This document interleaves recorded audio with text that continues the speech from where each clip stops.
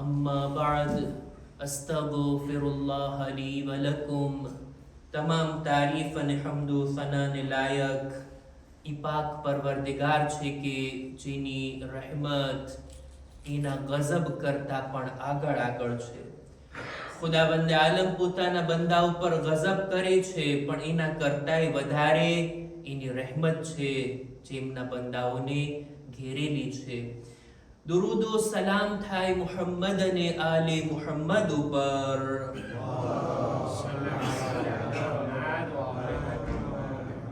કે જેઓ અલ્લાહના તરફથી આવેલા આપણી હિદાયત માટે આપણા પેશવા, આપણા રહેબર, આપણા ઇમામો છે કે જે ખુદાના તરફ આપણને દોરીને લઈ જાય છે। ખુદા તરફથી મળેલી આ જવાબદારીને તેઓ બખૂબી નિભાવ્યા। પોતાના નૂરાની કલામ અને નૂરાની સીરત થકી આપણી હિદાયત ફરમાવી ગયા। હવે આપણે એમની હિદાયતમાંથી લેવાનું છે અને ખુદાથી વધુમાં વધુ નજદીક થવાનું છે। દુરૂદો સલામ બાદ પોતાની જાતને અને ત્યારબાદ આપ તમામ મુઅમિનીનને તકવા, પરહેઝગારી, ગુનાહોથી બચવા, નેક અને દીનદાર બનવાની ભલામણ કરું છું। નહજુલ બલાગાનો 91માં નંબરનો ખુતબો જેની આપણે શરૂઆત કર્યા, આ ખુતબાનું નામ છે ખુતબે અશબાહ। અમીરુલ મુઅમિનીનથી એક માણસ સવાલ કરે છે, મૌલા તમે અલ્લાહની સિફતોને એવી રીતના અમારી સામે બયાન કરો જાણે અમે નજરોથી ખુદાને જોતા હોય। એવું સારું બયાન, એવી ઊંડી વાતો અને એવા શબ્દો વડે ખુદાની તમે તૌસીફ કરો, ખુદાની સિફાતને, એની કાલિતે, એના ગુણોને તમે બયાન કરો। એટલે મૌલા તરત જ લોકોને જમા કરવાનો હુકમ આપી મિંબર પર જઈ અને આ ખુતબાને બયાન કરે છે। નહજુલ બલાગાનો 91માં નંબરનો ખુતબો, જેનો પેલો પેરેગ્રાફ આપણે ગયા ખુતબામાં બયાન કર્યા, આજે એક પેરેગ્રાફ બયાન કરવો છે। મૌલા આગળ ફરમાવે છે ખુદાના બારામાં, વહુવલ મન્નાનુ બિફવાઇદિન નિઅમ વ અવાઇદિલ મઝીદ વલ કિસમ। ઈ ખુદા કે જે પોતાના બંદાઓને જુદી જુદી નેમતો આપનાર છે। ખુદાએ આપી છે આ બધી નેમતો। એ ખુદા છે કે જે બંદાઓને જુદી જુદી નેમતોને અતા કરે છે, અને આટલું જ નહીં, લોકોના ફાયદાઓ, લોકોના રિસ્કને પણ ખુદા છે કે જે મોકલે છે અને એમાં વધારો કરતો જાય છે। ખુદાવંદે આલમની નેમતના સુફરા ઉપર આપણે બધા બેઠા છીએ। અમુક બાબતો એ છે જે આપણે માંગી છે, અમુક વગર માંગે ખુદાએ અતા કરી। આ મોટો અહેસાન છે ખુદાનો। આ વાતને બંદો મહેસૂસ કરે જોઈએ। આ દુનિયામાં જ્યારથી હું આવ્યો છું મારું શું છે? કંઈ નહીં, બધું એનું જ આપેલું છે। એના જ આપેલા રિસ્કથી હું અત્યાર સુધી જીવંત છું। એ જ છે કે મારા રિસ્કને અતા કરે છે। દુનિયામાં જેટલા ફાયદા હું ઉઠાવું છું, આ બધું એનું તો આપેલું છે। ખુદા છે કે જે જુદા જુદા ફાયદાઓ, જુદા જુદા રિસ્ક, જુદી જુદી નેમતો પોતાના બંદાઓને આપતો જ રહે છે। અને આટલું જ નહીં, ઇયાલુહુલ ખલાઇક, આ આખી કાયનાત, પૂરી દુનિયા, એમાં રહેલા જેટલા ઇન્સાનો છે ને, જાણે એમ કે ખુદાના ફેમિલી મેમ્બર છે। બાલ બચ્ચાઓ એને કહેવાય ઇયાલ। દરેક માણસના બાલ બચ્ચાઓ પ્રત્યે કેટલી મોહબ્બત રાખતો હોય, અને મોહબ્બતની સાથે એને પાળતો હોય, એમની જરૂરતોને પૂરી કરતો હોય, એના કરતા કેટલી વધારે મોહબ્બત ખુદા પોતાના બંદાઓ માટે રાખે છે। કેટલા મોહબ્બત ભર્યા વર્તનથી પોતાના બંદાઓ સાથે પેશ આવે છે।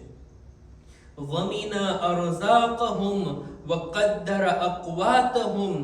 ખુદા જે રીતના એક જવાબદાર માણસ કે જે પોતાના બાલ બચ્ચાઓનું પેટ ભરવાને પોતાની જવાબદારી સમજે છે, એવી જ રીતના ખુદાએ પોતાના તમામ બંદાઓના રિસ્કની ખાતરી આપી છે, ગેરંટી આપી છે। એ મારા બંદાઓ, મેં તમને પેદા કર્યા ને, મેં તમને ખલ્ક કર્યા ને તમારા રિસ્કનો જવાબદાર પણ હું છું.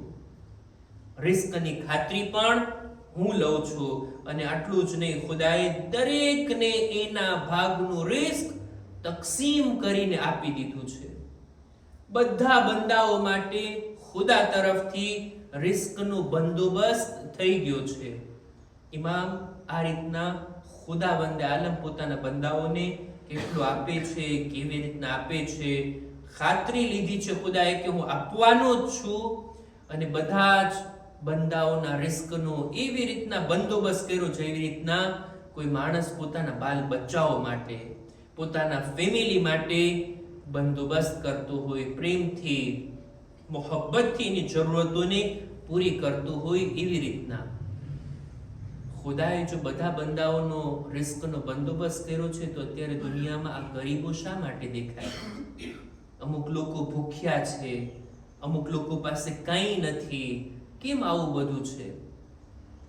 આ જુમલાની હેઠળ આપણા ઓલમાં લખે છે કે ખુદા તરફથી દરેક બંદાઓને રિસ્ક મળે છે. ક્યારેક એવું બને છે કે બંદાઓ પોતાના આ ઇખ્તિયાર, પોતાના આ આઝાદીનો દુરુપયોગ કરીને બીજાઓના રિસ્ક ઉપર પણ કબજો જમાવી લે છે, બીજાઓના માલને પણ ગસ્બ કરી નાખે છે. રિસ્ક જે રસ્તાઓથી આવતું હતું એ રસ્તામાં પોતે આડે આવી જાય છે. દેખીતી વાત છે, ખુદા કોઈને મજબૂર તો નથી બનાવ્યો ને. આઝાદી આપી છે ખુદાએ, ઇખ્તિયાર આપ્યો છે. પોતાના ઇખ્તિયારથી પોતાની રોજી મેળવવાના બદલે બીજાઓના માલ ઉપર, બીજાઓની રોજીના રસ્તાને આડે ઇન્સાન આવી જાય અને બીજાઓ સુધી રિસ્ક પહોંચવા નથી દેતો, જેથી લોકો ગરીબ અને ભૂખ્યા દેખાય છે. નહીતર જો આ દુનિયાની અંદર ન્યાય અને ઇન્સાફથી, જસ્ટિસની સાથે લોકો જિંદગી જીવતા હોય, કોઈ કોઈનો હક ગસ્બ ના કરે, કોઈ કોઈની આડે ના આવે, દરેક લોકો પોતપોતાની રોજી મેળવવાની કોશિશમાં જો દુનિયામાં લાગેલા હોય, તો આ દુનિયા બધા લોકોના રિસ્ક માટે કાફી છે. ખુદાએ બધાની રોજીનો બંદોબસ્ત કર્યો છે. કોઈ ભૂખ્યું ના રહે, કોઈ પણ ઘર વગર કે માલ વગર ના રહે. આ ખુદા તરફથી તો બંદોબસ્ત છે. બંદાઓ જે પોતાના ઇખ્તિયારનો દુરુપયોગ કરે છે એનું પરિણામ છે. નહીતર ખુદાએ તો દરેકના માટે રિસ્કની જિમ્મેદારી લીધી છે. ત્યારબાદ આ રિસ્ક માદી, આ દુનિયાવી, આ મટીરિયલ રિસ્કની વાત, અને ત્યારબાદ મૌલા આગળ પણ કહે છે વનહજ સબીલ રાગિબીન ઇલૈ વતાલિબીન મા લદૈ. ખુદાએ આટલું જ નહીં કે લોકોને ખોરાક આપ્યો, પેટ ભરવાની ચીજો આપી, ના, આ સિવાય પણ જો બંદો ખુદાની મોહબ્બતમાં આગળ વધવા ચાહે, ખુદાની મોહબ્બતમાં સીધા રસ્તાને અપનાવવા ચાહે, તો ખુદાએ એને રસ્તો પણ બતાવ્યો છે. ખુદાની પાસે જે કંઈ છે બંદો હાસિલ કરવા ચાહતો હોય, દિલથી નીકળે તો રસ્તા ખુદા બતાવી આપે છે. જે કોઈ આગળ વધવા માંગતું હોય, ખુદા એને હિદાયતના રસ્તા તરફ બોલાવી લે છે. પણ બંદો આગળ તો વધે, ખુદાની મોહબ્બતમાં હિદાયત મેળવવા માટે આગળ તો વધે, રસ્તા તૈયાર છે. ખુદાએ રસ્તા બતાવી દીધા છે. ખુદા ફક્ત દુનિયાવી રિસ્કની જ વાત નહીં, પોતાના માનવી રિસ્કની પાછળ પણ બંદો હોય ને, બંદો જો વિચાર કરે ખુદાયા તે આટલી નેમતો મને આપી, મારે તારો સારો બંદો બનવું છે, એવી કઈ રાહને અપનાવું, એવા કયા રસ્તાને અપનાવું કે હું તારો સારો બંદો બની શકું. આવો ઈરાદો કરીને ખુદાની મોહબ્બતમાં બંદો આગળ વધવાની તમન્ના જો રાખે ને, ખુદા એના માટે રસ્તા ખોલી આપશે. ખુદા એને તૌફીક અતા કરશે. ખુદા એને સારી સારી વાતો તરફ ખેંચીને લઈ જશે. આપણે ખુદા પાસેથી ફક્ત રિસ્ક, ફક્ત દુનિયાવી ચીજો, ફક્ત માદી ચીજોને માંગશું, એ પણ આપશે. એ સિવાય કેટલું ખુદા પાસેથી બંદો મેળવી શકે છે. તૌફીક, કામયાબી, ખુદાથી તકર્રુબ, સારા અખલાક, મજબૂત ઈમાન, અહેલે બેતની મોહબ્બત, અહેલે બેતના સાચા અને ખરા શિયા મુહિબ બનવું, આ બધી ચીજો આપણે ખુદાથી લેવાની છે. આ બધી ચીજો મેળવવા માટે પણ બંદો જો દિલમાં ઈચ્છા રાખતો હોય ને, ખ્વાહિશ રાખતો હોય ને, ખુદાએ એના માટે રસ્તા પણ તૈયાર રાખ્યા છે. ખુદા કોઈને આપવાથી અટકતો નથી. આગળ મૌલા ફરમાવે છે, વલૈસ બિમા સુઇલા બિઅજવદ મિનહુ બિમા લમ યુસઅલ.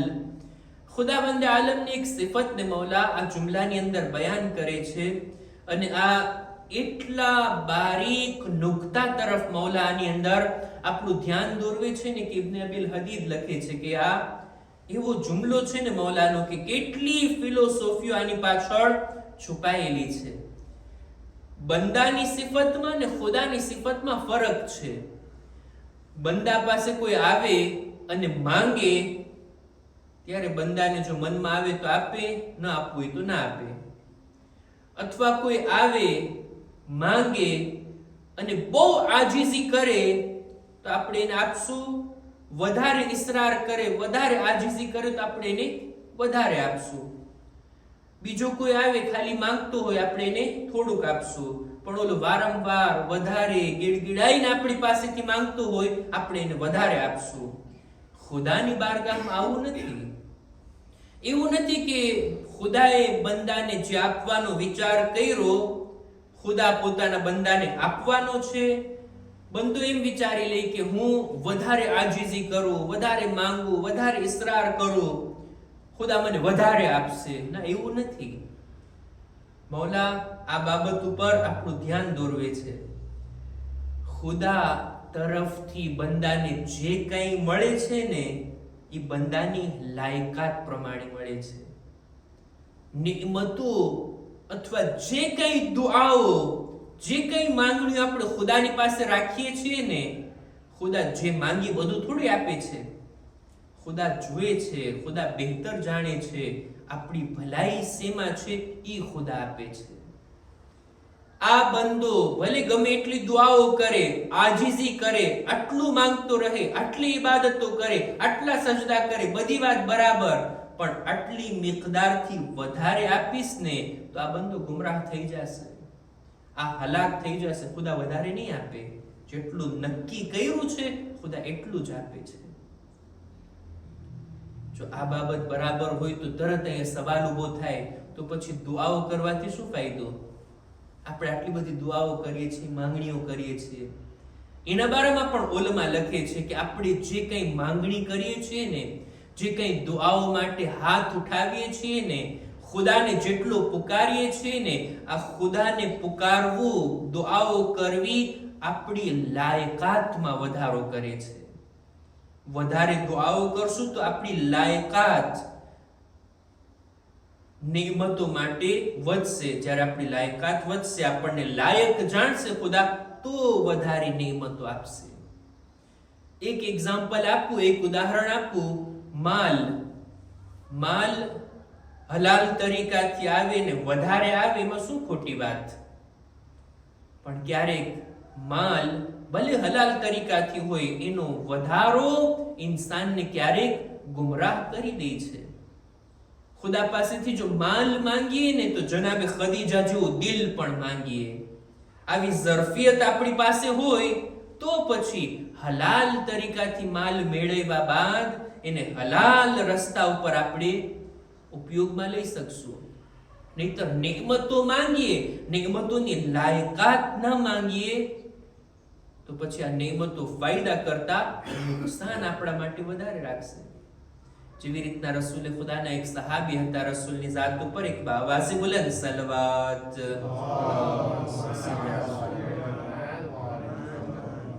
જેનું નામ હતું સાદ. સાદ નામના ઘણા બધા સહાબીઓ હતા. આ સારો માણસ હતો સાદ. એટલો ગરીબ, એટલો ફકીર કે જેની ગુરબતથી ખુદ રસૂલે ખુદા ગમનાક હતા કે આ કેટલો ગરીબ છે. કાશ મારી પાસે માલ આવી જાય તો હું એને માલ આપીને એને માલદાર કરી આપું, એવી તમન્ના રસૂલના દિલમાં હતી. જિબ્રીલ નાઝિલ થી આવીને કહે છે, યા રસૂલલ્લાહ, શા માટે ગમગીન છો? ફરમાવે છે કે આ સાદની આવી હાલત મારાથી જોવાતી નથી. એટલે જિબ્રીલ 2 દિરહમ આપે છે. યા રસૂલલ્લાહ, આ 2 સિક્કા આપી દો સાદને. એને કયો આનાથી પોતાનું કામકાજ શરૂ કરે. સાદ નમાઝમાં જ્યારે આવ્યા, ઓલા 2 સિક્કા રસૂલે ખુદાએ જે જિબ્રીલથી લીધા, સાદને આપ્યા.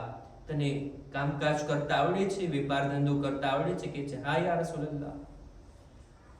આપે છે 2 સિક્કા. એનાથી પોતાનું કામ શરૂ કર્યું. 2 ના 20 થયા, 20 ના 200 થયા, ને 2000 થયા, ને 2 લાખ. એનું એટલું કામ આગળ વધી ગયું ને દેખીતી વાત છે. જિબ્રીલ પાસેથી મળેલા સિક્કા, રસૂલના હાથમાંથી પસાર થયેલા સિક્કા, અને આ માણસને મળે, કેટલી બરકતો હોય એની. અને એટલો માલ એની પાસે આવી ગયો. માલ જેટલો વધવા લાગ્યો ને એની દીનદારી ઘટવા લાગી.